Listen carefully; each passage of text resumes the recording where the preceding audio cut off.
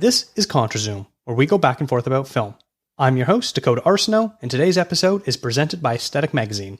On today's show, we're beginning our look into the Best Picture candidates for this year's Oscars. I've been doing this series since the start of the first season of ContraZoom way back in 2016. Each episode, for the next 3 weeks, will be looking at 2 to 3 of the nominees and the chances they have to win each of their nominations. It's pretty simple. We will label every nomination for a movie as a frontrunner, dark horse, long shot, or just happy to be there. Joining me on this first episode to discuss Sound of Metal, Minari and Nomadland is Paulo Bautista, host of the Oscars Death Race podcast and many more shows that he produces. Paulo was recently a guest on the show back on episode 142, Most Anticipated Films of 2021. Welcome back, Paulo. How are you doing? Hey, Dakota. Great to be back so soon. It's full Oscar season, which is, a lot of movie watching to be doing for the Oscars Death Race podcast. Absolutely, and that's what I want to ask you first. How's your own personal Oscar Death Race going? Not including the shorts, I've seen 27 of the 41 nominated movies so far. So, to be honest, I actually have been a little bit slacking. I actually got a dog within the past week or so that's been taking up a lot of my free time. But I actually last night watched two of the actress films, U.S. versus Billie Holiday and Hillbilly Elegy.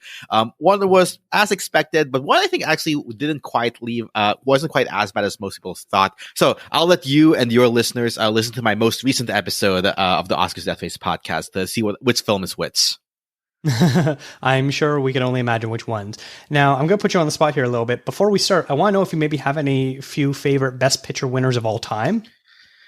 So my Best Picture, like my Oscar watching, honestly, like I wasn't really into the Oscars until probably I would say 2017, 2018 or so, somewhere around that period, right? So I didn't really watch it when I was in college up through 2014, and still getting used to, working life. Once I, started having my routine, I started going to movies a lot more often, trying to watch more things.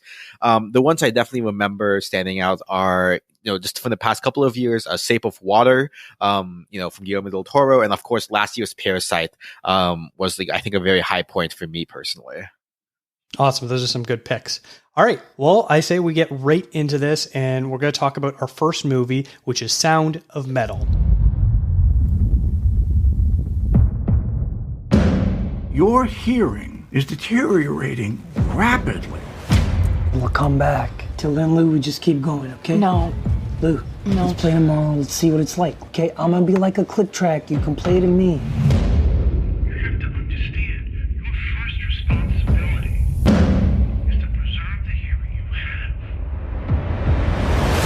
I can't hear you. Do you understand me? I can't. I'm deaf. I'm deaf. This movie has 6 nominations, including Best Picture, Best Actor for Riz Ahmed, Best Supporting Actor for Paul Raci, Best Sound, Best Original Screenplay, and Best Film Editing. So like I said at the top, we're going to kind of give a designation to each of these categories with one of the 4 categories of frontrunner, dark horse, long shot, or just happy to be there. And we're going to start out big. Start with the Best Picture. For me, I'm looking at the different nominees and, if I was trying to predict where the Academy is going to vote, because Best Picture is the only category that is preferential voting, it makes it a little bit tricky to figure out, is there enough support going here and there and how it all evens out. I think, unfortunately, it's probably in the just happy to be there category. Yeah, I would say it's right around there, right? In my personal rankings, I have it somewhere in the 5 to 7 range. So you could potentially see, in a crazy situation, like it's borderline long shot, but that just basically means it's happy to be there. Yeah, I feel like when the nominations came out, in a different year where there is probably more of the big budget art house flicks, your Wes Andersons, your Denis Villeneuves, your Spielbergs, that sort of stuff, Sound of Metal probably would have been one of the movies that would have been kicked out, unfortunately, of this group. It was probably the number 7 or number 8 to make the final ballot. So yeah, I just have a hard time of envisioning how Sound of Metal goes about winning, Best Picture. It can win Best Actor. It can win Best Supporting Actor. It can even win Sound and Screenplay and stuff like that. And I still don't think it has a route to win Best Picture. Yeah, for sure. Definitely agree. I don't think there's too much discussion to be had for Best Picture for Sound of Metal. All right. Well, then something that I think might be a little bit more interesting is Best Actor for Riz Ahmed. I'm a little curious to sort of hear where you have his placement in that group of five, and just for the sake of it, I will list off the other nominations. They are Chadwick Boseman for Ma Rainey's Black Bottom, Anthony Hopkins for The Father, Gary Oldman for Mank, and Steven Yeun for Minari.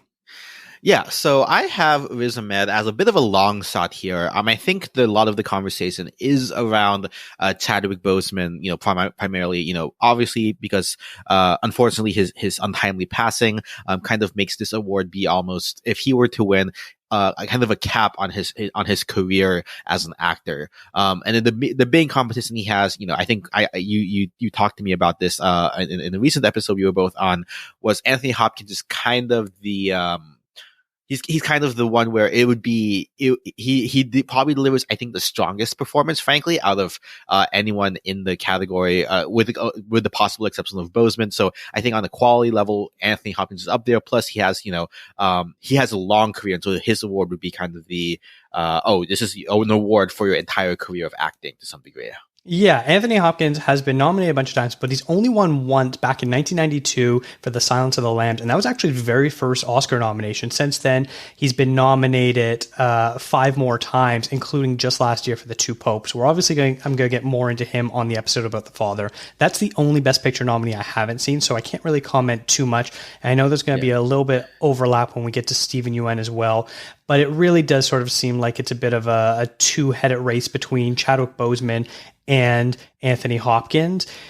I think Gary Oldman, who just won somewhat recently for being in The Darkest Hour, I think that kind of takes him out of the running. And Steven Yeun, as much as I'm sure you're going to talk about how much you love that movie and how much I love it in a little bit, it just sort of seems like it doesn't have that, quote unquote, big showstopper moment that a lot of the Academy voters like to see in a acting win. So yeah, I think long shot is a pretty good way to call Riz Ahmed. He's probably either number 3 or number 4 on people's ballots. Yeah, I would say, I think it just comes down to just within the category. Most people, I think, are going to, most of the voters are going to want to honor, Boseman's legacy. So I think that's kind of where he comes in as first place. And if not, I think personally, Anthony Hopkins, as you said, you'll talk about The Father later. He, I think, does have the strongest performance, aside from possibly Boseman, in this category. All right, so the next category is Best Supporting Actor, which Paul Raci was nominated for. The other nominees are Sacha Baron Cohen for The Trial of Chicago 7, Daniel Kaluuya for Judas and the Black Messiah, Leslie Odom Jr. for One Night in Miami, and Lakeith Stanfield also in Judas and the Black Messiah.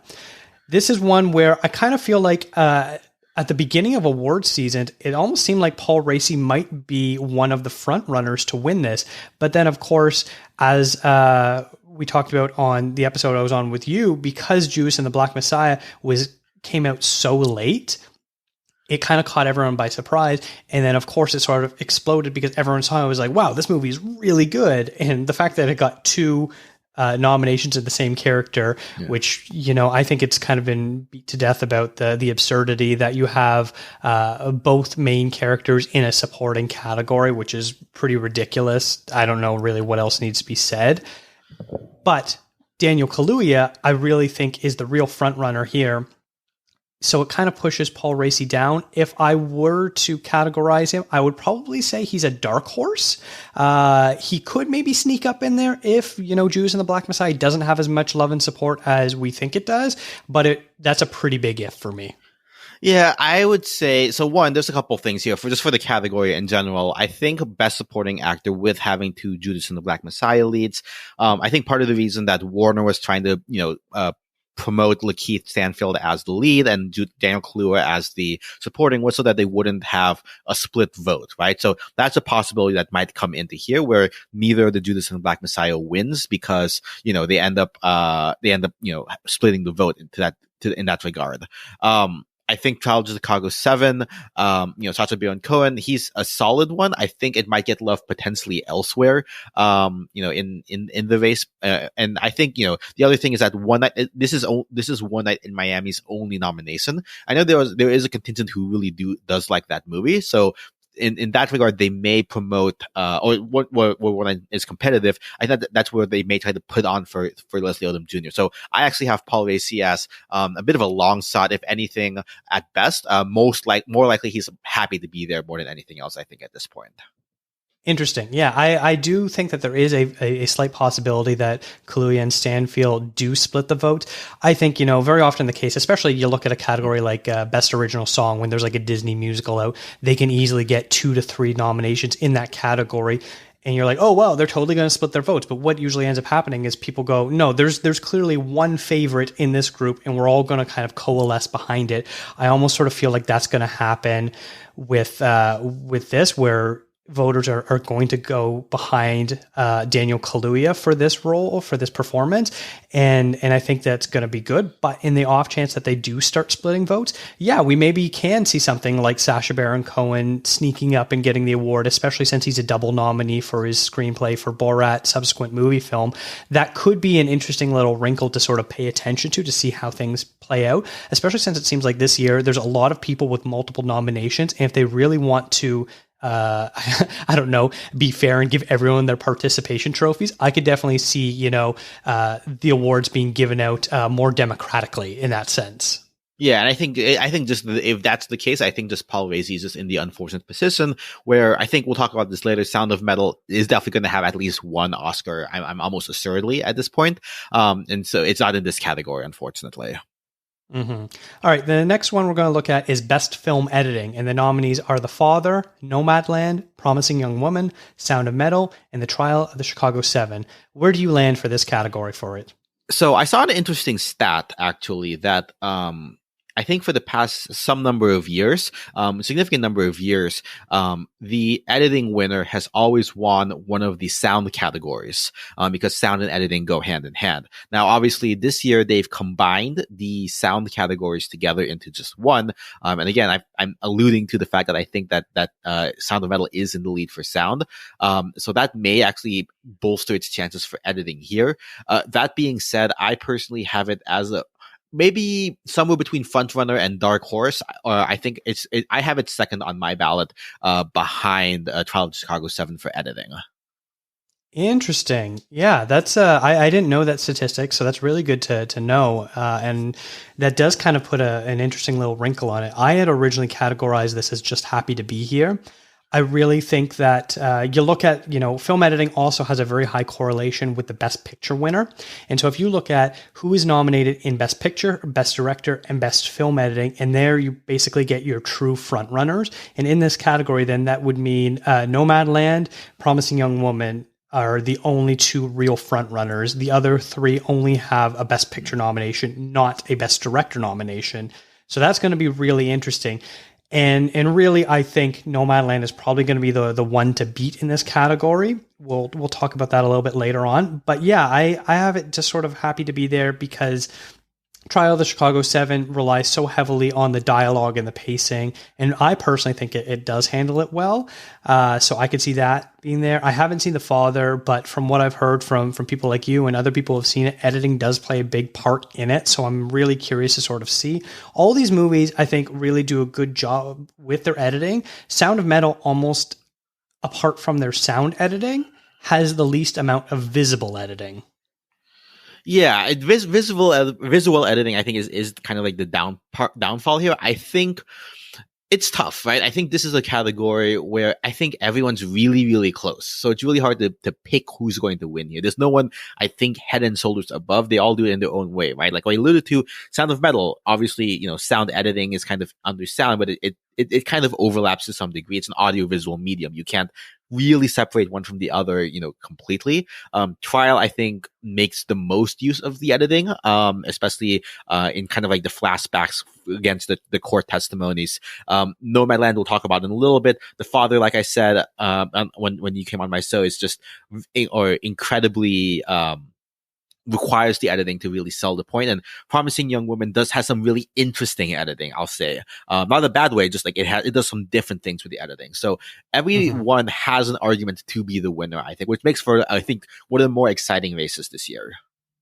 Yeah, and I think the fact that I also can maybe see a path for any one of these 5 movies to win. Also maybe puts in doubt a little bit of who is going to be the Best Picture winner as well. Oh, well, I have many thoughts on Best Picture. We'll get to that later.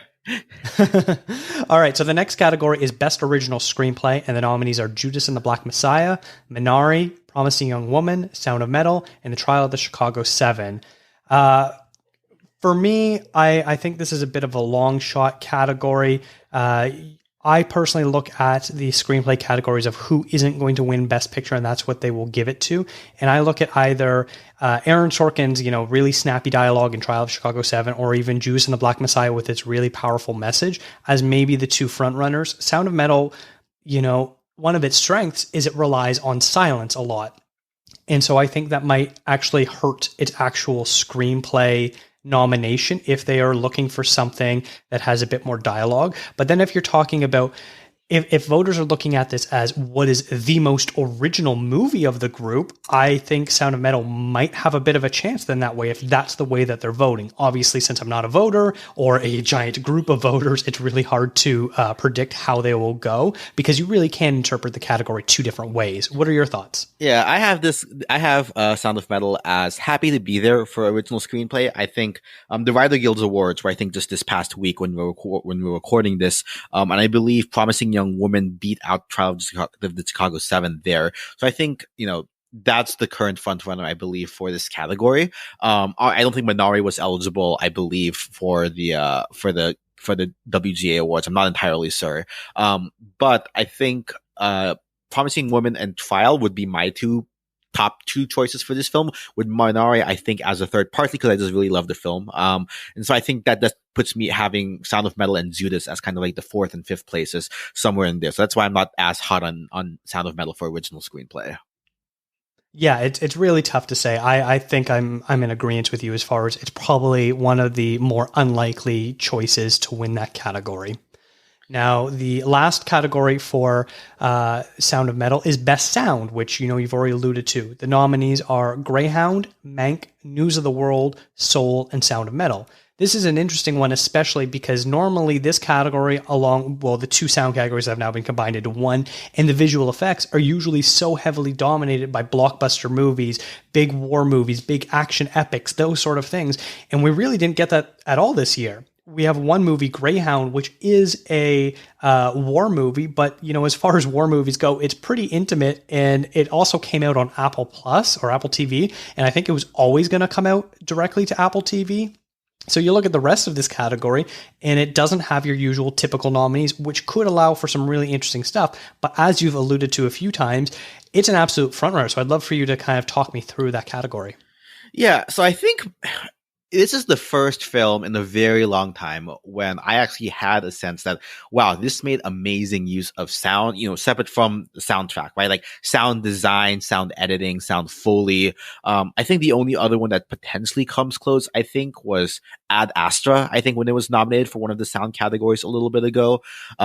So I think that just obviously the subject matter of it, I think this is the first time when the sound design is really used as a storytelling medium to convey over the course of the story how Riz Ahmed's character is personified over time. And to make use of sound design as a characterization tool within a film is such like a frankly novel concept I have never really seen before. I think that really pretty makes this a clear frontrunner, more so than what anyone else does. Most other films use sound as to build the environment, but here the sound is used for characterization. I think that sets it apart. Yeah, you're absolutely right. It's not very often where you watch a movie and you immediately think about the technical aspects behind the film.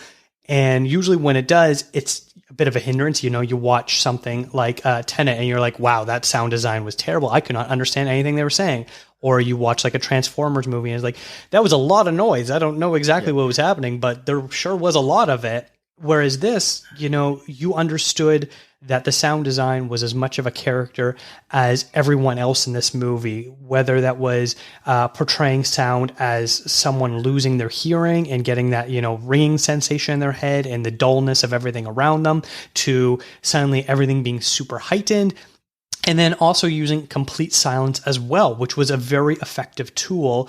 I don't really want to spoil too much about this movie, but all of these sort of aspects really work well together in order to create a full environment of us understanding who this character is and what he's experiencing. And, if we were to probably put, if I was to say, let's put some money on some categories to win, this would probably be one of the safest bets for me. This is, I think, the safest bet in the entire Oscar race, I would say.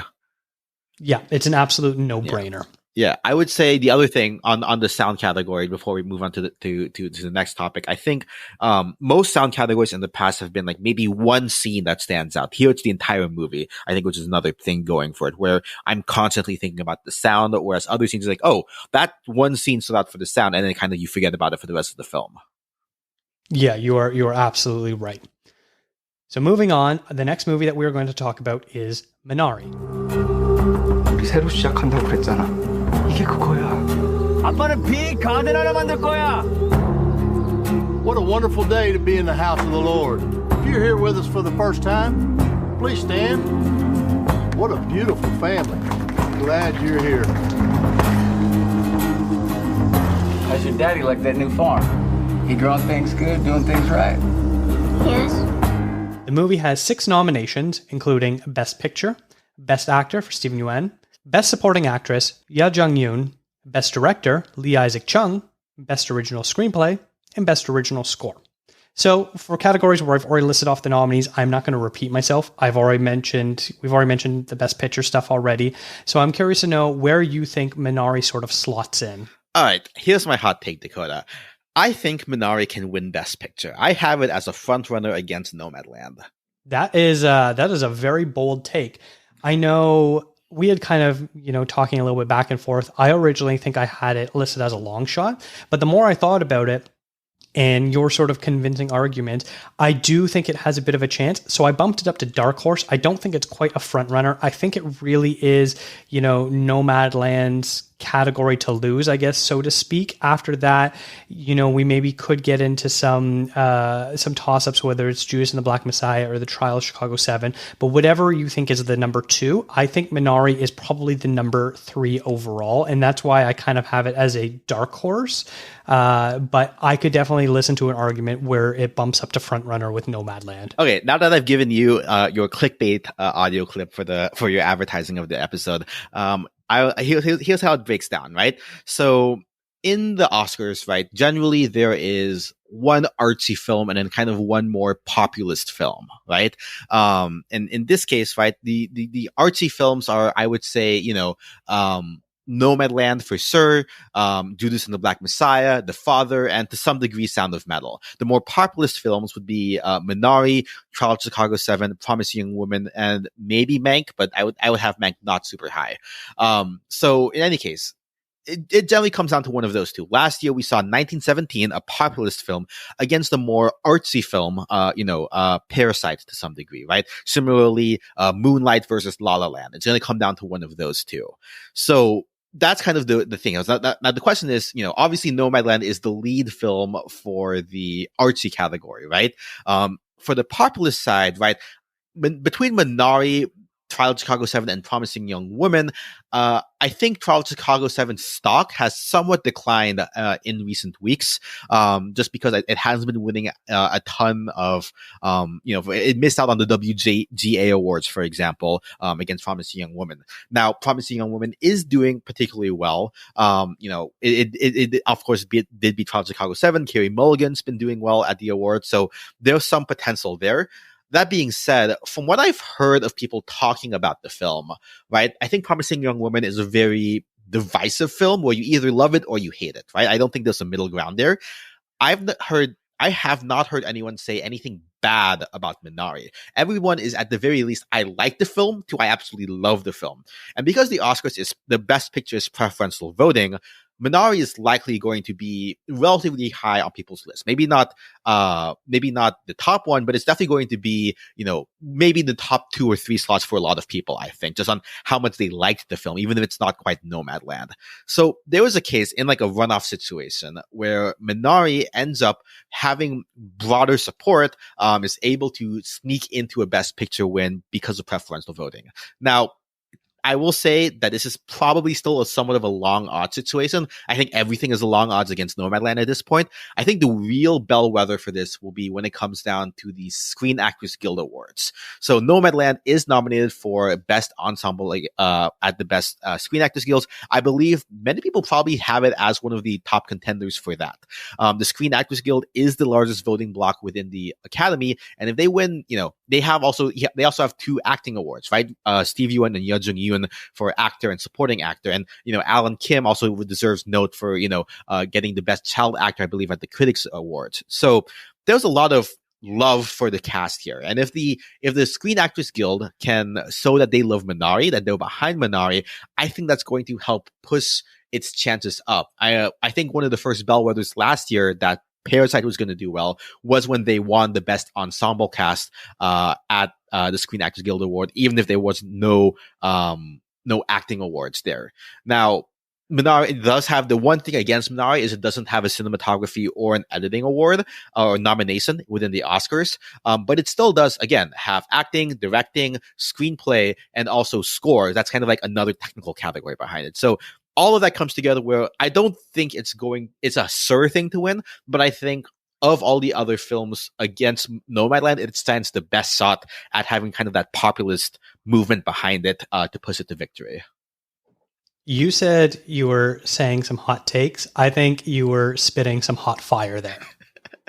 I do my best. And I would be remiss to mention, and this is very unfortunate, that I have to bring this up.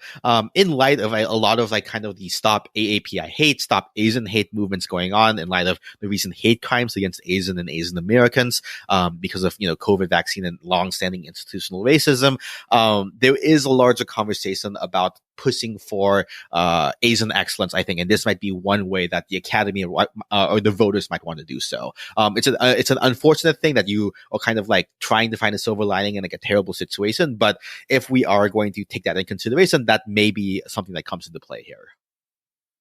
You're absolutely right. I know we like to think that anything like the Oscars exists in a vacuum, but it really doesn't. There is often outside forces that will lead to how people vote. I know directly, things like Moonlight winning because of response of Donald Trump being elected president. You have a queer black film, and that ended up winning Best Picture. So it would not shock me in the slightest if this was a bit of a statement as well, as far as we support and love everyone, especially in the Asian community. And I think the way that you were sort of rationalizing the way it might not be everyone's favorite film, but it very likely will be high up on everyone's ballot. Whereas something like Promising Young Woman, I could very easily be seeing a lot of people being like, it's either number 1 or number 8 for them. Right. And, again, not to say that, it's going to win on technicality. It doesn't deserve to win. This is my favorite film of everything I've watched so far for the Oscars, hands down. It's going to take a lot to unseat this for me in the Oscars death race. And yeah, it's definitely my favorite film, and I believe it deserves all the awards it gets, even if that's only a couple here and there.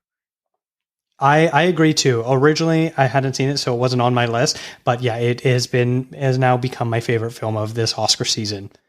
So let's move on to the next category, and that is Best Actor for Steven Yeun.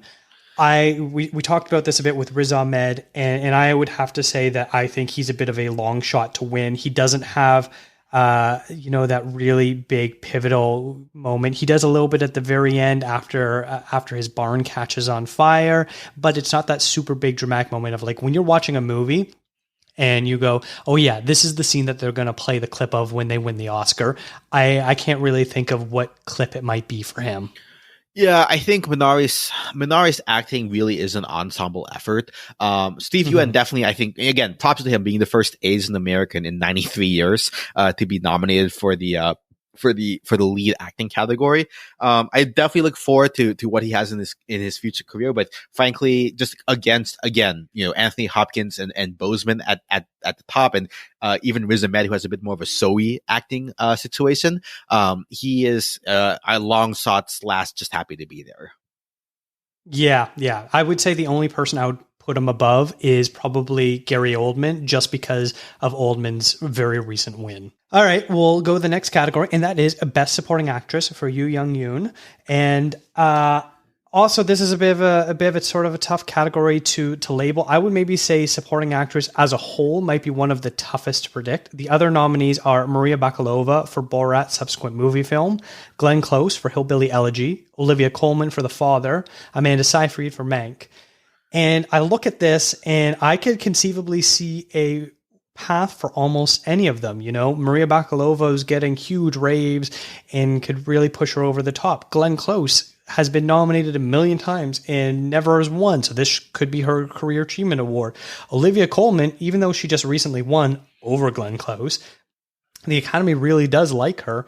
And Amanda Seyfried, every once in a while, they do like to kind of, I know she's not like an ingenue, super new to the game, but she is still fairly young comparatively to the rest of the nominees.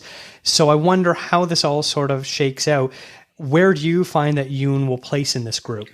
I have her probably a front runner, if only, right? Because I think, again, I don't have them all memorized off the top of my head, but I know that there's been a lot of craziness around this category, with some people getting nominated for some awards, some people not getting nominated for some other awards. I think the only one Yuh-jung has missed was the Golden Globes, which is, you know, kind of a crazy award season anyway. But I think Yuh-jung is the one who's been the most consistently showing up in a lot of the precursor awards, so to speak. Whereas, you know, a lot of people love Glenn Close, some people love Maria Bakalova, some love Coleman, some Seyfried. But all of them have been snubbed at different points. So I think the two frontrunners, I think, are Maria Bakalova and Yuh-jung, if only because Yuh-jung is kind of universally beloved to some degree. And then Maria Bakalova, I think, has the most recent hype, winning the, I believe she got the Golden Globes. I think she won the Critics' Choice also most recently, which it kind of gives her that quote unquote momentum. But I think Yuh-jung, it'll come down again to, we'll see where the Screen Actor Guild Awards come down to really get a bellwether on where it's at. I really loved her performance. She's definitely one of the top two for me, though. Yeah, I would categorize her as a dark horse as well. I think she really does stand a chance.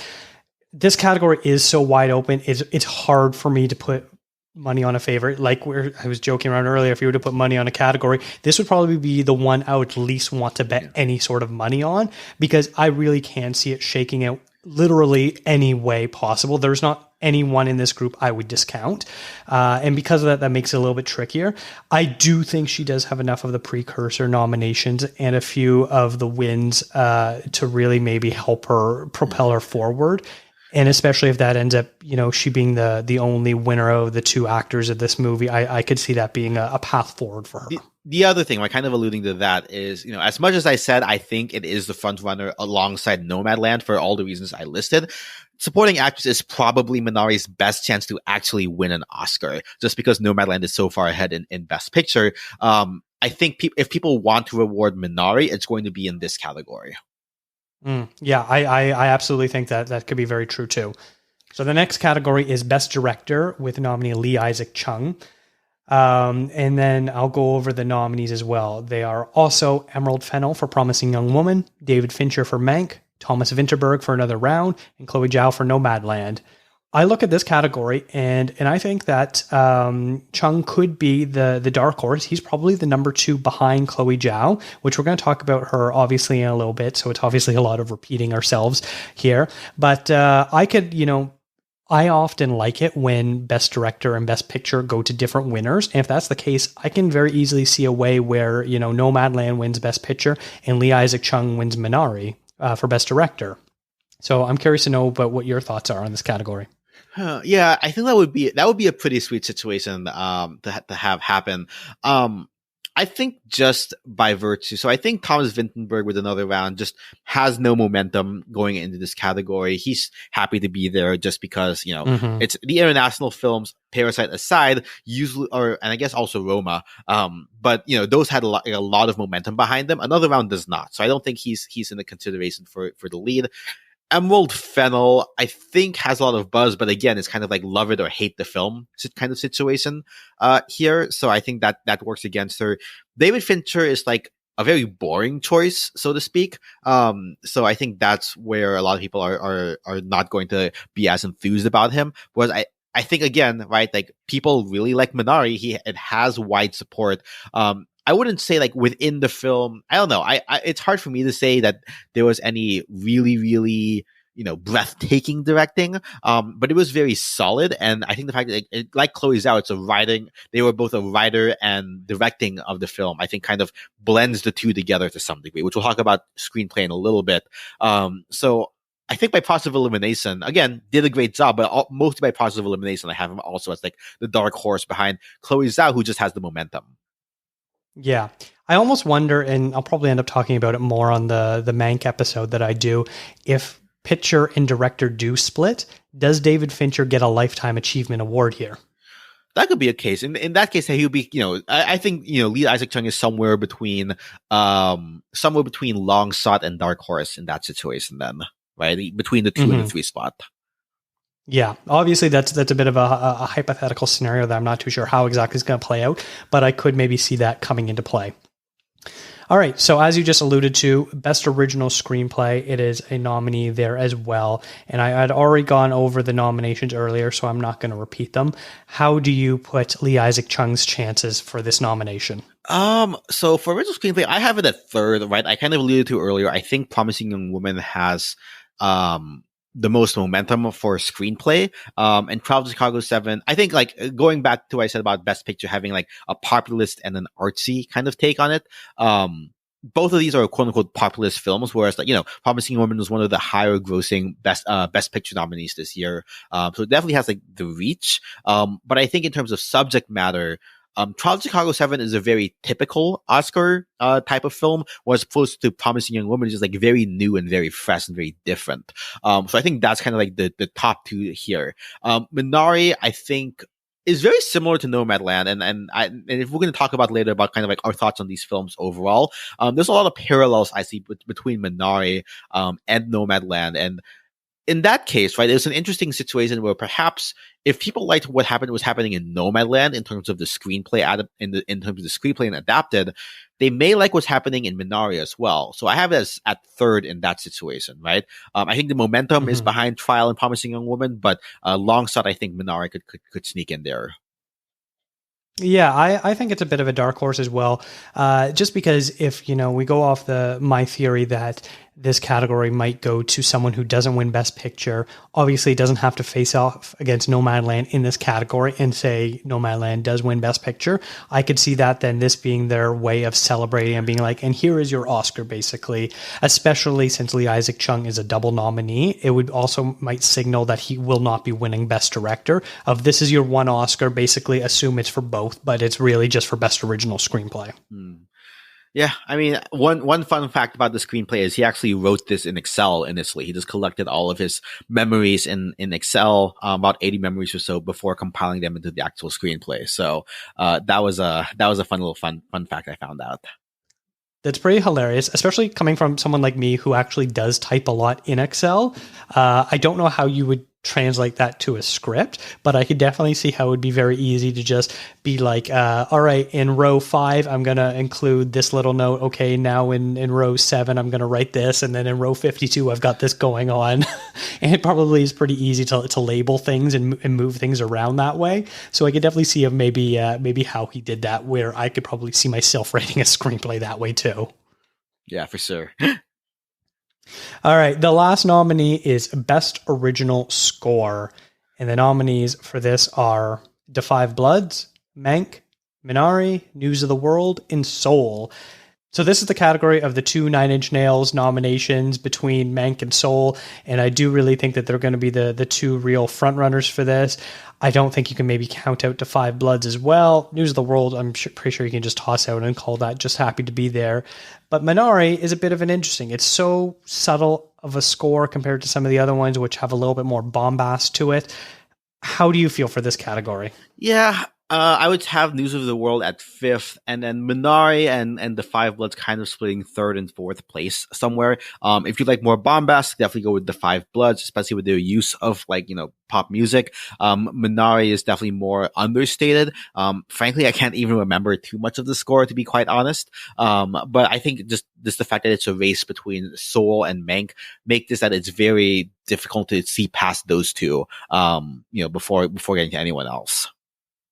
Yeah, I basically feel the same way. I would probably put, News of the World and Minari at the 4 or 5 spots, probably with Minari being in 4th place. And I just don't see really a path forward to go up. It really is, a one movie race with 2 other movies basically there to play a spoiler. Yeah. All right, so let's talk about our final film of this group, and that is Nomadland. You are one of those lucky people that can travel anywhere. Yes, ma'am, I know. And they sometimes call you nomads. My mom says that you're homeless. Is that true? No, I'm not homeless. I'm just houseless. Not the same thing, right? No. My husband worked at the USG mine in Empire. I was a substitute teacher. It is a tough time right now. You may want to consider early retirement. I need work. I like work. So this movie is also nominated for 6 Oscars, including Best Picture, Best Actress for Frances McDormand, Best Director for Chloe Zhao, Best Adapted Screenplay, Best Editing, and Best Cinematography. So let's start with a big one again with Best Picture. We've now referenced it a few times as far as it being the possible front runner. Do you have any additional thoughts on that, or is this pretty much said and done that it's very likely going to be the winner? It feels bad saying it's almost a sure thing. I'm not going to say it's a sure thing. Like anything can happen at the Oscars, frankly speaking. Maybe it's just a case where there's just not enough momentum between when it came out and now. And I mean I've heard more people talking about Minari and such in terms of the actual content of the film as opposed to just in our little Oscars community of looking at the precursors and so on, right? But in terms of the actual content of the film, there's more discussion about Minari and the other films than Nomadland, but if you go by historical context and kind of all the front runners, Nomadland is the heavy favorite by a long shot. Mm-hmm. Since we don't really have any of those big prestige movies this year, it is. I don't know if it's easier to maybe predict of who's going to win, but I can definitely see the easiest path forward for Nomadland to win Best Picture. I would put it very comfortably in the number 1 spot. And then you can obviously make arguments for some of the other movies, whether it is Minari, whether if it is Promising Young Woman or Judas and the Black Messiah, whatever, Trial of the Chicago 7, of figuring out a way to find a path to overtake Nomadland for Best Picture. But I would say very comfortably, Nomadland is the very likely Best Picture winner. Even if it doesn't end up winning, I would still say it is the odds-on favorite. I mean, at the very least, it sets up a fun David and Goliath situation come Oscar night to see if anyone will be able to unseat the champion. Which is almost funny that Nomadland, the quiet, intimate movie starring one person really in a group of non-actors, is the Goliath in this scenario. Yeah.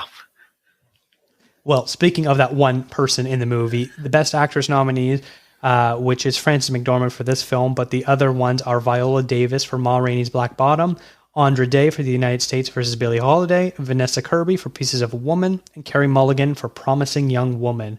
Where do you put Frances McDormand in this race? So I have her as somewhere between a dark horse and a long shot, so somewhere in the 2 or 3 slot. I think Carey Mulligan is probably the odds-on favorite at the moment. If there is one place Promising Young Woman gets rewarded, it's in this category. I think because Ma Rainey's Black Bottom, aside from some technical categories, really the only other category is Chadwick Boseman. I think Viola Davis, despite what Gold Derby might say, actually has, I think, has a decent shot. Haven't seen Vanessa Kirby in Pieces of a Woman just yet. But in that case, I think Frances McDormand did a great job acting, but I think in terms of the showiness, it didn't quite stand out as kind of in a similar situation to Steve Yeun in some regard, where it didn't really so as much. Maybe a little bit more close to like the Riz Ahmed situation where there were some silly moments, but not to the same performative level that Viola Davis or Carey Mulligan did. Mm-hmm. Yeah, if I was to look at this, I look at it and see a bit of a two-headed race between McDormand and Mulligan, with a few different things maybe going against both of them. McDormand just won in 2018 for 3 Billboards Outside Ebbing, Missouri, which really does hurt her stock because the Academy does not like to give out awards in such a short period of time. Carey Mulligan, while gives a very showy and very excellent performance, is in a movie that I think is going to have its fair share of critics, of people being like, I'm absolutely not voting for it. So maybe that does create a path for Viola Davis to come in and win in a movie that features an excellent performance of a movie that I was frankly a little indifferent on overall. So it's tough to really say this. I think those are the only 3 likely winners for this category. I would say Frances McDormand is maybe a front runner, but only in the sense of she's a front runner tied for also being a dark horse. Yeah, I don't know. I feel that because Nomadland is going to get so much love elsewhere, I think voters might want to like just spread out the votes a little bit, and maybe Frances McDormand doesn't get it. Like, especially if you said they don't want to reward it back to back so soon, right? Yeah, and I think on the flip side though is if Nomadland ends up sweeping most of its categories, this might also get caught up in all the attention in getting a win as well, which you can see that happening. Yeah, it's really a coin toss, I think, at that point then. All right, the next category is Best Director. I mentioned the nominees already, so I won't repeat them again, but you have Chloe Zhao for this one. And frankly, I think she's the front runner. Obviously, we mentioned in the Minari category that maybe they'll split Best Picture and Best Director, and Chloe Zhao won't win it because if she wins Best Picture, since she's a producer on that, she's still getting her award technically. But I think it's pretty safe to say that Chloe is the front runner. Yeah, it's just kind of nuts that she's producer, director, writer, and editor on this film. The only things she didn't do and started in herself. So like that's kind of ridiculous. Yeah, I was going to talk about that after the 4th nomination of hers. But yeah, this is crazy that she has 4 nominations and she has a real chance to like walk away with maybe 3 of them. Yeah. So the next category is Best Adapted Screenplay, and the other nominees are Borat's subsequent movie film, The Father, One Night in Miami, and The White Tiger. This is a bit of an interesting one because I don't think there's any real threats to the Best Picture race that will impact it. The only way that they might not give it this award is if they basically give Sacha Baron Cohen his double Oscar this way. Other than that, White Tiger, I think you can pretty much knock out as just happy to be there. One Night in Miami, maybe a bit of a dark horse or a long shot. The Father, same thing. I think Nomadland is the front runner for this. Yeah, Nomadland is definitely the front runner. I would, if we would talk about the other nominees, there was definitely some debate about who comes second. I would actually have The Father as second potentially, but that's just me. Yeah, you look at maybe like who is getting support in the different categories. And I think that's something that Nomadland, I was just saying Frances McDormand might get swept up in all the hype and get in that way. And I think this is a similar sort of thing. There isn't a lot to this screenplay. It's a lot of standing around and staring and people just having quiet personal conversations that aren't like speaking really heightened Aaron Sorkin-esque dialogue and stuff like that. But at the same time, there's a lot of truth to a lot of the scenes where you really understand the pain and the impact that these people are going through that was caused by this economic downturn and people that were losing their homes and were homeless and forced to live a nomadic lifestyle. It's not a flashy script, but it really does get the job done. I think where the strength of this script is, it's similar to Minari, right? So I mentioned Minari is like a series of memories. Nomadland is functionally that, right? It takes place over the year of the life of Frances McDormand's character. And this is like essentially a series of memories. That's what the screenplay is, right? Like you said, not a lot of dialogue. It's very atmospheric to some degree. And again, if people like this one, then maybe that helps Minari. The other thing is I think where screenplay might come in is if it does commentary on something in society, right? In an original screenplay, Promising Young Woman comments on rape culture, Trial of Chicago 7 on, police brutality, Minari, the immigrant experience, and Judas and Black Messiah, the Black experience, Sound of Metal, the being a minority experience, especially as a disabled person. For adapted screenplay, I think what Nomadland speaks to is kind of like the idea of economic disenfranchisement, and wanting to like disconnect from, quote unquote, the system, right? Get off the grid. And I think, if anything, that's where I think of all of these categories here. I think it's the one that speaks most presently to what's going on in society. And I think that's where the strength for the adapted screenplay nomination comes in. I could not agree more with you. So yeah, I do believe that. Now the next category is Best Film Editing. I mentioned the nominees back in Sound of Metal, but this might be the only category where I don't think that Nomadland is a front runner. I would probably put it as a dark horse. So it's going to be sort of interesting to sort of see where this goes. Like we talked about, this is the 4th nomination for Chloe Zhao in what is a historic event for the most nominations a woman has ever received for a single Oscar ceremony. So that's really impressive, and I cannot believe that they actually ended up doing it, because I remember I was reading an article, I felt like maybe 2 or 3 months ago, where it was like, hey, Chloe Zhao has a chance to make some real history of being the first woman to get 4 nominations in the same year for the same movie. I was like, wow, that's crazy. I don't know how that'll happen, but sure enough, it really did happen. And so like absolute all the kudos to her for being able to get in all these different categories. That said, as far as editing goes, we talked about, showy editing and things like that. This is the exact opposite, where there is almost no real big showy cuts to this film. It's a lot of static shots of landscapes and long shots on conversations where there isn't even a lot of, shot reverse shot sort of typical setups. It really is, the editing, I almost feel, got its nomination for its subtlety, for its lack of editing at times, of trusting its director and its actors and its story to tell the job without needing to over edit. And so for that, I wonder if maybe it's a bit of a hindrance for it. And so that's why I would maybe call it a dark horse, where the option being, if it gets swept up and wins everything, it could also maybe win this. I would say that, again, going back to this category, Trial and The Father, I think, use editing the most in order to tell the story. And then Nomadland is, I think, somewhere in like 3rd or 4th for this category, probably tied with Sound of Metal to some degree.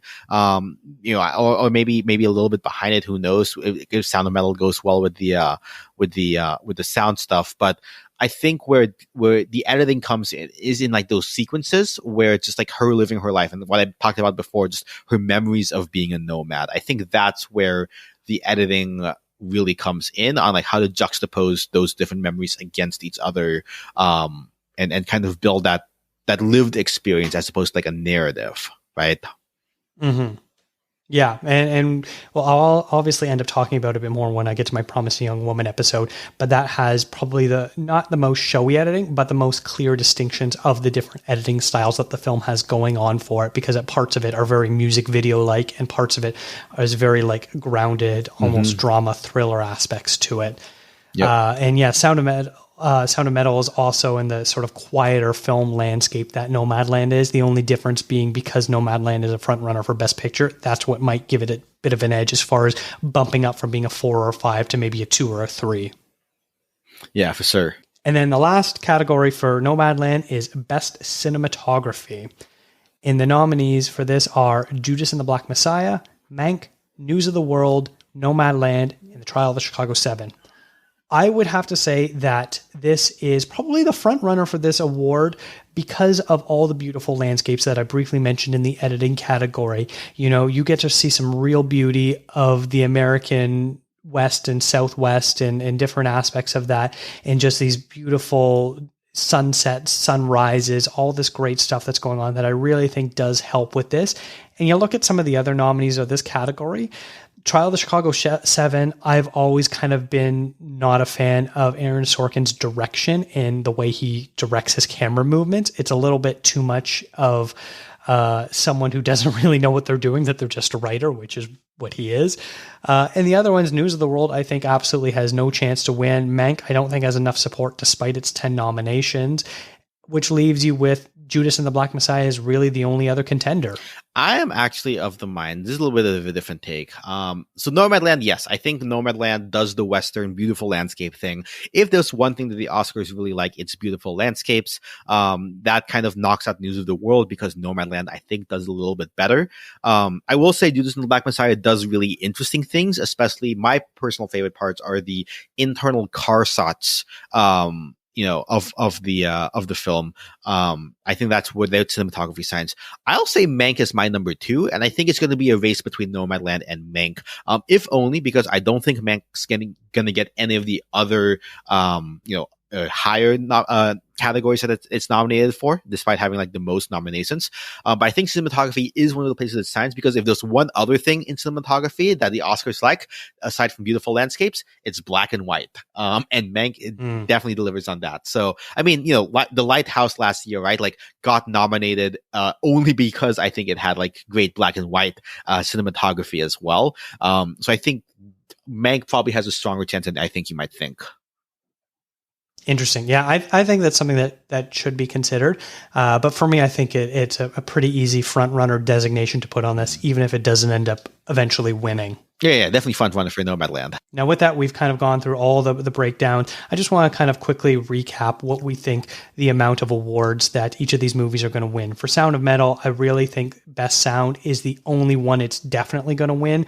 Other than that, we could talk about the dark horses and the long shots, but I really think it's only going to walk away with one award. Yeah. What about you? Yep, Sound of Metal is definitely in for sound. The others are kind of like somewhere like it's not front runner for any of the others, I think.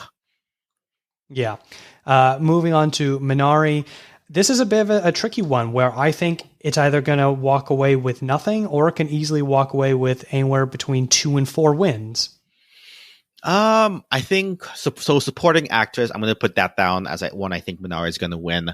And I think, yeah, you're right. I think it's going to be probably 2, I think, right? I think supporting actress and then one of director or picture, if we go with your theory that they'll split between the two.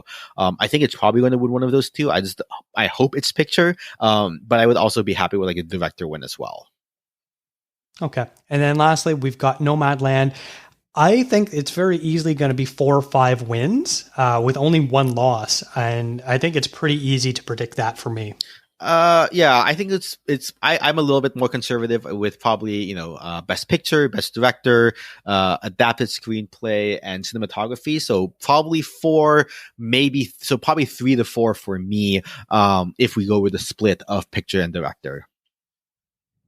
Interesting. Okay. Yeah. So that's great. I think we did a really good job breaking all those down.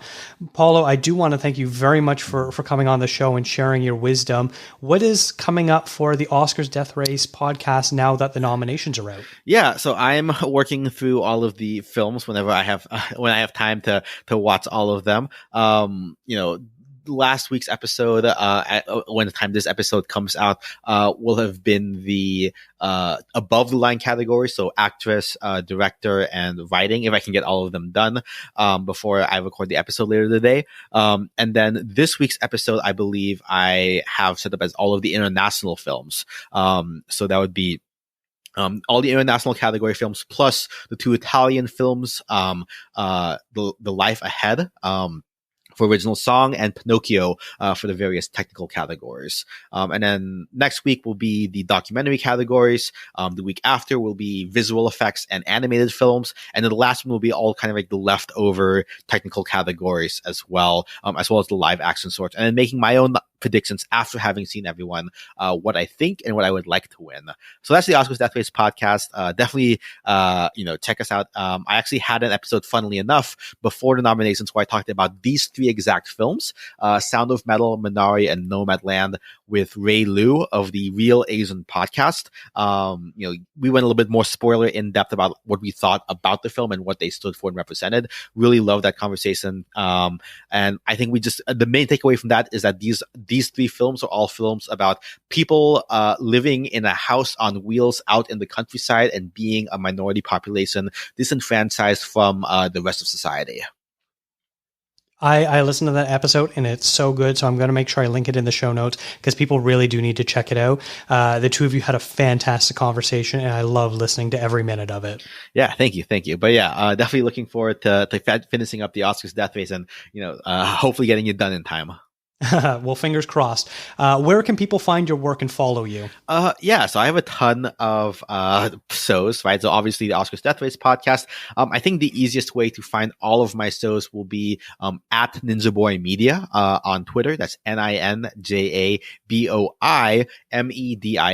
I link to all of my other shows. In addition to the Oscars Death Race podcast, I have a box office watch podcast where I go over how much money movies make each week and why, as well as an anime podcast. Yet another anime podcast, and also a Magic the Gathering podcast, which I do once a month. And who knows what other shows I come up between now and whenever this episode comes out. So that's where we can find that. You really are the busiest podcaster I know. I do my best. And, obviously also make sure you join the Oscars Death Race Discord, and also check out the Oscars Death Race subreddit. Signups are now closed for the different branches for the Academy of Death Racers. But there should be some fun things. There's definitely a lot of fun stuff going on in the Discord if you are not already part of that. Absolutely. And then for me, I was recently a guest on the House of Cinema podcast where I joined Joe to rank my top 5 favorite Best Picture winners since 2000. You can find a link for that in the show notes in my Instagram linktree as well. Now make sure you stay tuned for next week when we get into our second of 3 Best Picture specials with a new excellent guest. Follow the show on Instagram, Twitter, and Facebook at ContraZoomPod, and let me know what your favorite of the Best Picture nominees are so far. It's Minari. Send an email to ContraZoomPod@gmail.com.